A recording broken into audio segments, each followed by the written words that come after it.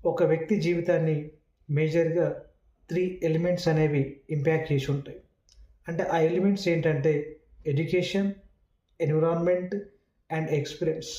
ఈ 3 ఎలిమెంట్స్ అనేవి ఖచ్చితంగా పర్సన్‌ని చేంజ్ చేసి ఉంటాయి. ఎడ్యుకేషన్స్ అనేది one of the important tool. ఖచ్చితంగా మన లైఫ్‌ని చేంజ్ చేసుకోవచ్చు.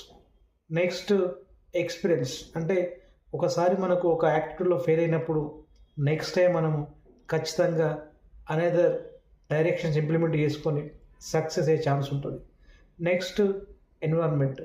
ఎన్విరాన్మెంట్ అంటే మన చుట్టూ సరౌండింగ్స్ ఉండే మన ఫ్రెండ్స్.